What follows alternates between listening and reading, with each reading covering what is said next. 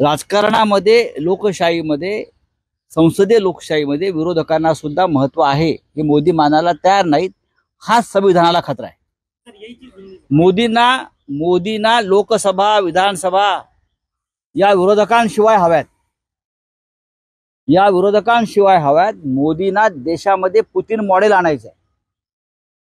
मोदींना आपल्या देशामध्ये पुतीन मॉडेल आणायचं आहे. विरोधक नकोत. विरोधक खतम. विरोधक जेलमध्ये. संविधानाला सगळ्यात मोठा खतरा असेल तर मोदींची विचारसरणी, मोदींची भूमिका.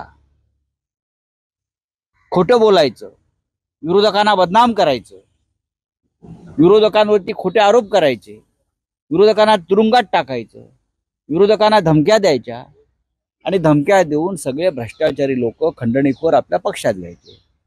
हाच सगळ्यात मोठा आपल्या देशाच्या संविधानाला खतरा आहे. उभटा गटाचा प्रवक्ता संजय राऊत सध्या महाराष्ट्र लेवल तर सोडाच, देश लेवलवर सुद्धा बोलायची त्याची मानसिकता नाही. तो आता इंटरनॅशनल लेवलवर बोलायला लागला.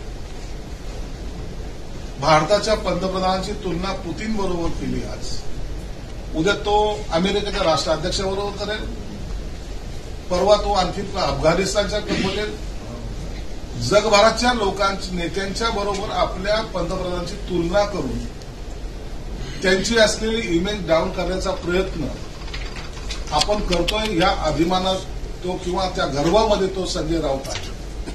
परंतु सर्वसामान्य जनता सर्वांना माहिती आहे की आज मोदी साहेबांचा दरारा हा जगाच्या पातळीवर एक ठसा ज्याला म्हणतात त्याने उमटवलेला आहे. म्हणून देशाच्या पंतप्रधानांची अशी अवहेलना करणं ही सर्वसामान्य जनता मान्य करणार नाही.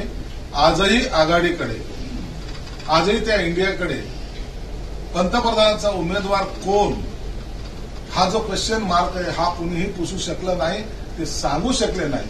म्हणून अशी वायफळ बडबड करणाऱ्या संजय राऊत सारखे तीनपाट लोक जेव्हा बोलतात त्याकडे लोक लक्ष देत नाहीत.